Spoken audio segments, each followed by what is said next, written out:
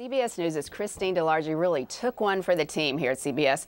The onerous assignment of chatting with actor Ben Affleck yesterday about work he's doing in the Congo region. He was in D.C. to promote a group he founded, the Eastern Congo Initiative.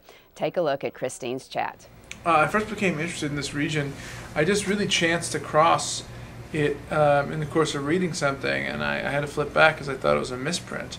You know, at the time, 4 million or 3.5 million people died. I thought, how's that possible? And I haven't even heard of it.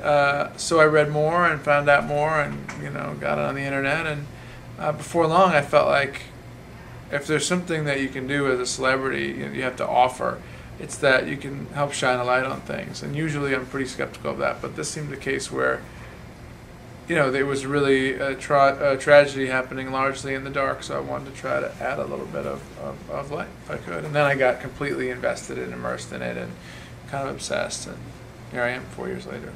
What are the statistics that struck you most when you were reading about the Congo?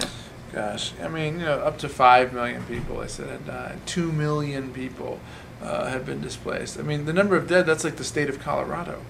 The fact that women live with the daily threat of rape, but there was no, in many areas, the government wasn't able to mete out justice. There was no rule of law. They couldn't provide basic services. If you were a woman, you just were taking your chances about getting raped. You have 17,000 rapes reported last year, and those are rapes reported to the UN, in a place where most of it happens, according to the women I've talked to, just in huts in the villages or in the field, and when it's over, they just get up and go back to work.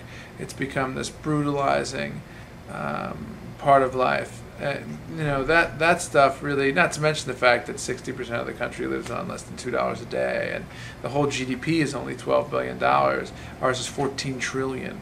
It's got the biggest rainforest in the world. It's got the most hydroponic power of any river in the world. It could be powering sub-Saharan Africa. The tragedy and the irony and stuff goes on and on and on. There are a ton of celebrities who come to D.C. and to champion issues that don't know nearly half of the facts that you just listed.